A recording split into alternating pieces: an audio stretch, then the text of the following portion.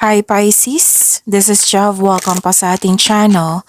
Gamitin ang reading na ito bilang gabay lamang. Kung naka-resonate kayo, comment down. Kung hindi kayo naka-resonate, ibigay niyo po sa iba kasi channel reading po ito. This is for you, Pisces.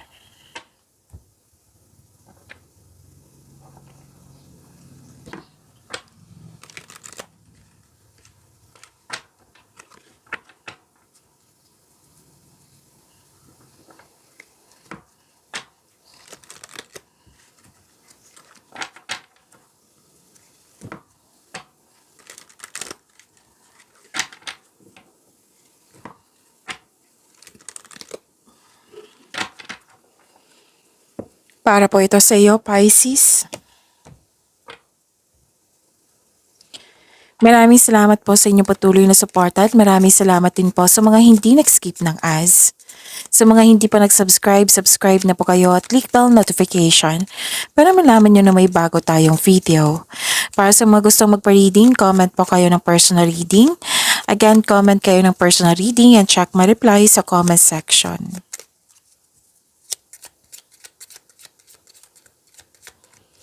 Mga ganap po para kay Pisces, I need 3 cards po.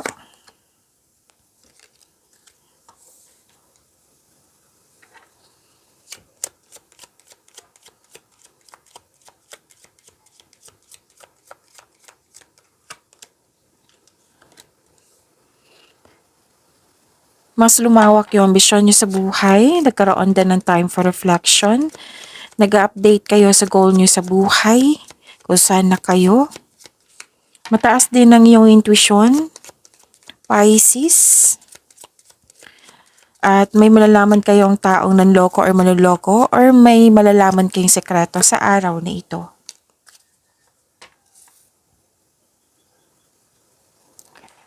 Pwedeng kayo ang bisita ngayon or may bisita kayo ngayon. Pwedeng may importanteng lakad kayo ngayon. Pwedeng kayo ang bisita, pwedeng siya yung bisita, or di kaya'y makaka-receive kayo ng news or information na bibigyan mo siya ng agarang reaksyon or reaction or action.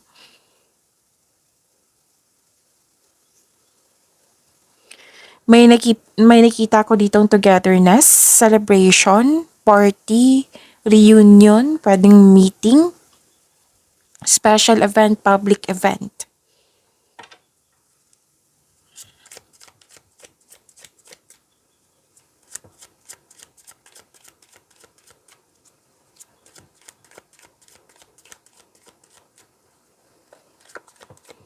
Energy po ni Pisces.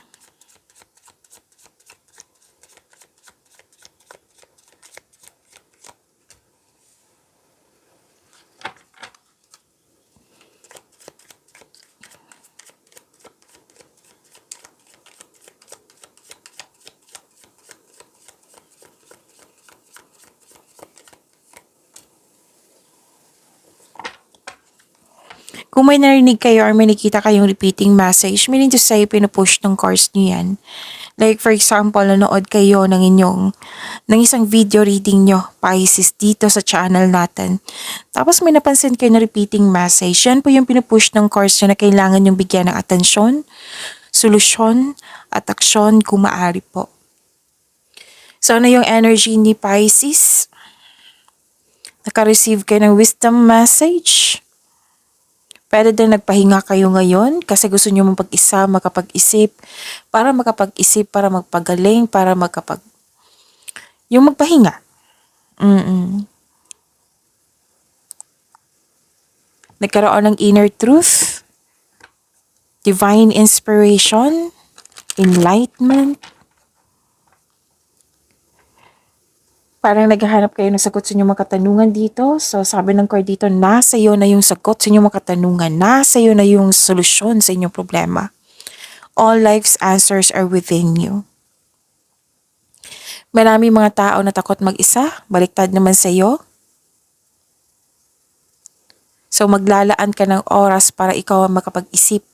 Soul searching. You can restore your energy by spending time with yourself. Para sa pagbalik mo, You will feel your energy restored. You need time alone. Parang perfect time sa inyo na magkaroon ng time for yourself. You need space.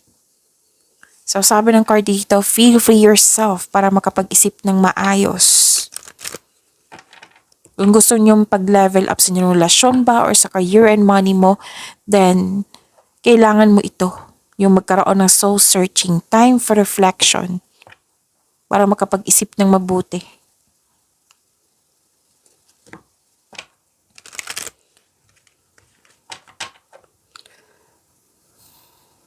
Nakikita ko rin dito na nagkaroon po ng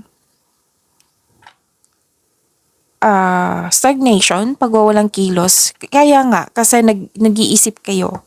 Malalim yung iniisip mo. 2 card ni mismo nagsabi niyan. Malalim ang iniisip. Pero dan pagod kayo. Nagmuni-muni. Malalim ang iniisip. Pero dan na may alok sa inyo na pinag-isipan ng mabuti. Kaya nga, you need time alone. Me time. Kasi guarded ka na. Ayaw mo magkamali sa pipiliin mo. Gusto mo yung sure na sure na. Kaya pinag-isipan mo ng mabuti.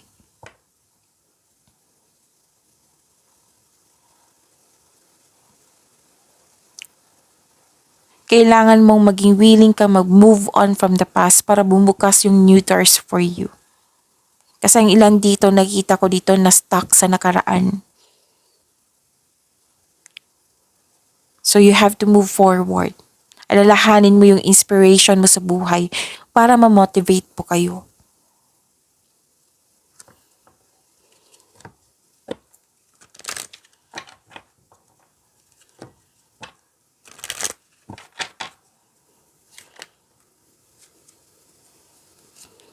So support is all around you. Sabi po dito. Huwag kayong mag-alala. Maraming nag-support sa inyo.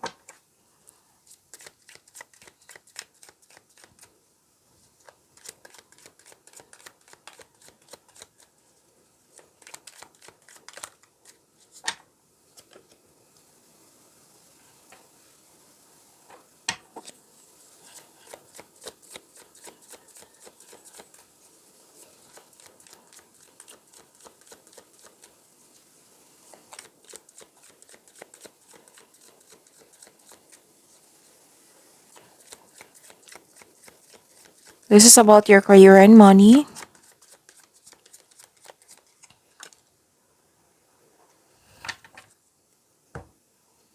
Nag-clarify po siya dito sa inyong oracle cards na nagkaroon ng time for reflection. 3 card na mismo nagsabi dito, nagkaroon ng time for reflection. Which is good. Okay? Malakas din ang iyong intuition. So, nag-clarify din.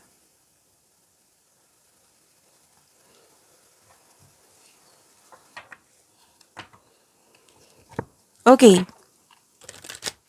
Marami akong nakikita dito eh.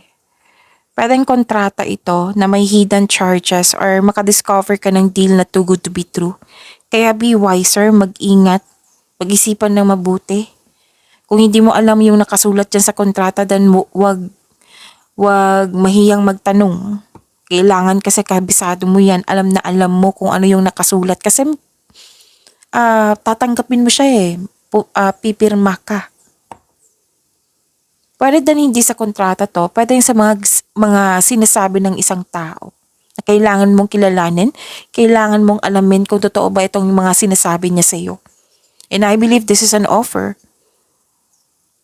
Malalaman mo to kasi nga mataas ang iyong intuition. Malalaman mo na yung taong nanloko or manloloko or may sikreto na malalaman mo ngayong araw na ito. Kasi nga mataas ang iyong intuition. So, 4 na card na nagsabi dito from here to here na nagpahinga kayo at nagnilay-nilay. Ang ilan sa inyo makakaranas ng isang tao na hindi totoo, na babala po sa mga kaaway na nagtatagong anyo. So, hindi siya totoo. Malalaman niyo po ito. Kasi nga, mataas ang inyong intuition. Be careful of seeing things that are not there.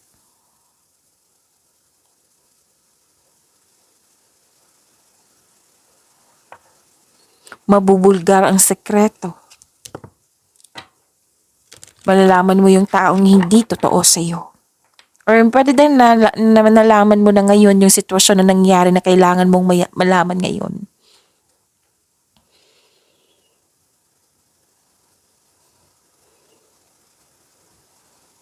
So, dalawang card na po nagsabi dyan. So, pay attention. That is a repeating message. But different cards. So, pay attention po kung maaari po. Okay. May kompetisyon, may selos, pwedeng inggit, may tuso, mandaraya, kompetisyon, rivalry. So again, yung sabi ko kanina sa inyo na may malalaman mo to kasi nga mataas ang inyong intuition. Inulit ko kasi may nagsabi sa akin na ulitin mo kasi may magtatanong na naman mamaya sa comment section na sino to? Oo, so malalaman po kasi nga mataas ang inyong intuition. Kasi pinapakita na eh. Pinapakita na.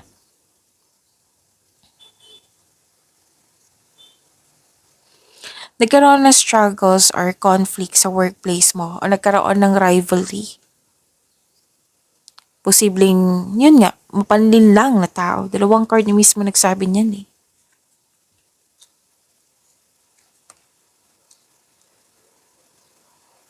Pwedeng may ganap na naaway.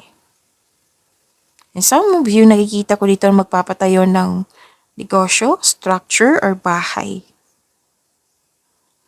So kung may competition, huwag kayong magpahinaan ng loob. Lahat naman tayo na hindi gusto yung kompetisyon. Pero may tao talagang mahilig makipagkompetisyon. Oo, so better na kung ayaw mo talaga, then limit yourself. Huwag mong tanggapin yung negativity niya. Focus kayo. It might be ginagawa niya yan para ma-distract kayo. 'Di ba? So focus kayo sa mga ginagawa niyo. It might be may delay na nangyari. So, kailangan na habaan ng pasensya po. Or mga pangyayaring na hindi mo kontrolado.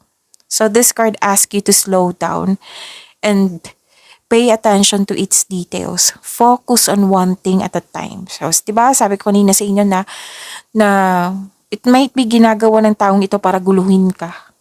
Para ma-distract ka. So, better mag-focus kayo. Instead, pansinin mo yung mga ginagawa niyang hindi mabuti.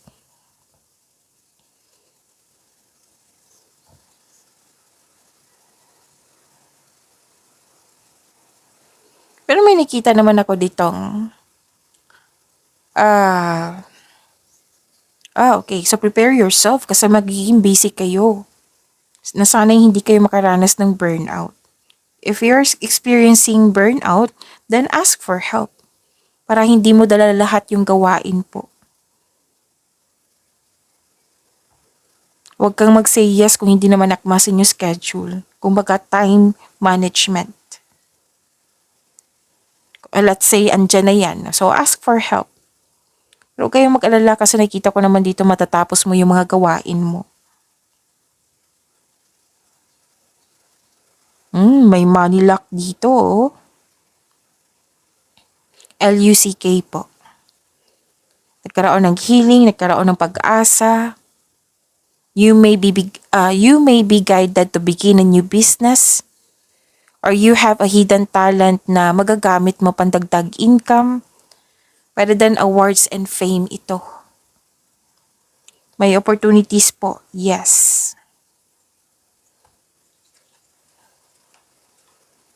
Basta huwag kayong mag-focus sa nawala sa'yo, yung na-miss nyo, na opportunity.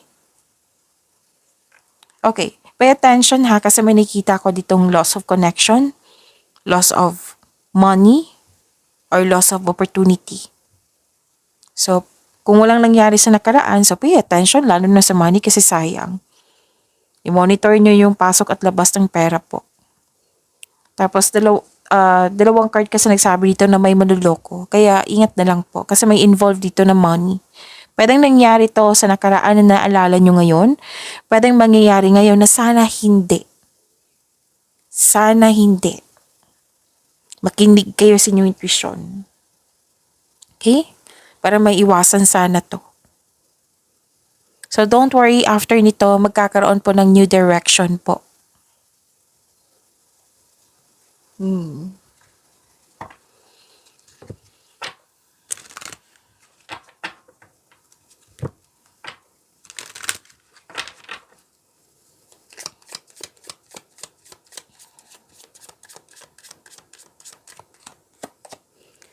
Okay, if you have an idea in mind, this is giving you the green light that there is a need for it. So may go signal dito. Okay? May go signal na bigyan nyo ng action yung ideas mo. Kaya ideas is a blessings po eh. Okay, so sa mga naghahanap dito ng ideas or yung trabaho, consider careers in retail or e-commerce, whether in goods or services. Save time, save energy, and create passive income by moving your business online. So, it might be nag-decide kayo, ang ilan sa inyo nag-decide na i-online yung negosyo nyo.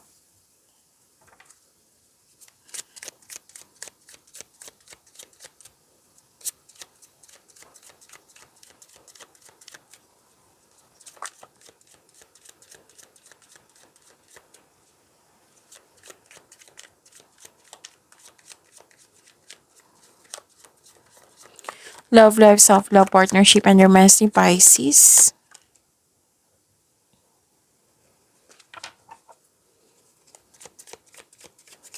Ooh. So this is yung una lang. Unang card.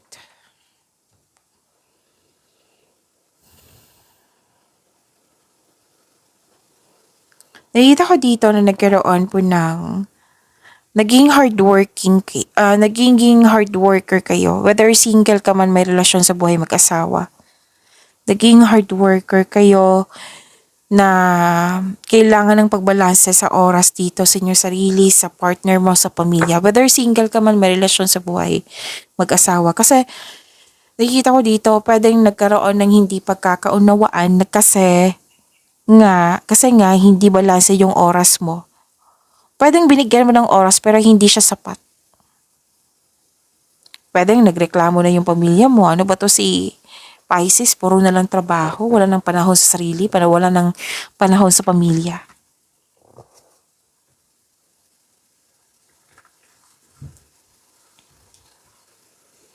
So, kailangan ng pagbalanse po dito.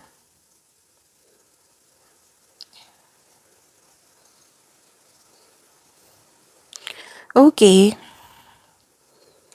Nakita ko rin dito na nagkaroon po ng may hustisya na parating sa iyo ha. Ginagamit mo yung talino mo. Oo. Kasi ito ay makatulong na ma-uncover mo ang katotohanan sa isang sitwasyon.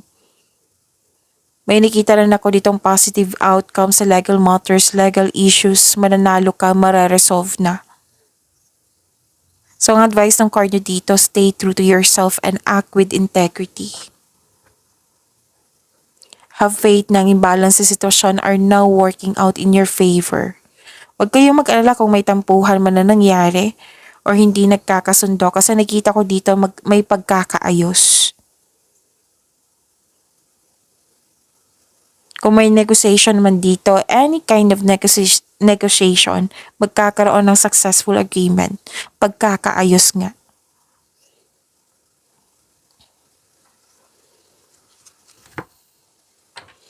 Para sa mga single, parating na ideal partner mo.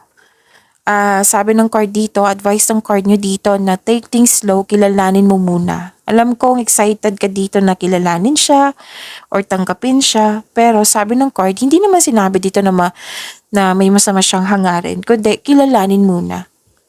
Baka kasi kailangan ng adjustment, 'di ba? Kasi bagong tao may iba ang galing niyan sa iyo, 'di ba? So kailangan ng adjustment. So kilalanin mo muna. Sa mga relasyon sa buhay mag-asawa, may pangyayaring aminan. So ito na yata yung sikreto na mabubulgar.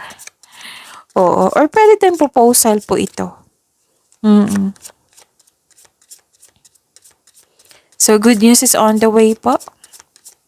Ang ilan sa inyo bumili ng pet, bumili ng bagong gamit na nagbigay ito ng pamper sa iyo na magiging inspired ka.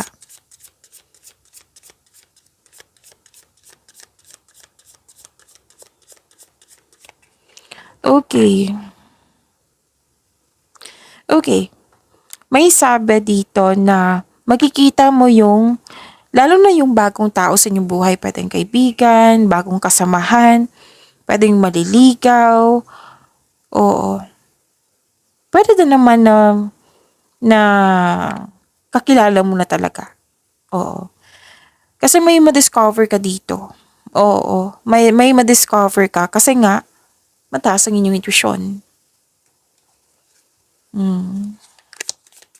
Malalaman mo yung tunay na motibo, malalaman mo yung tunay na intensyon niya sa'yo.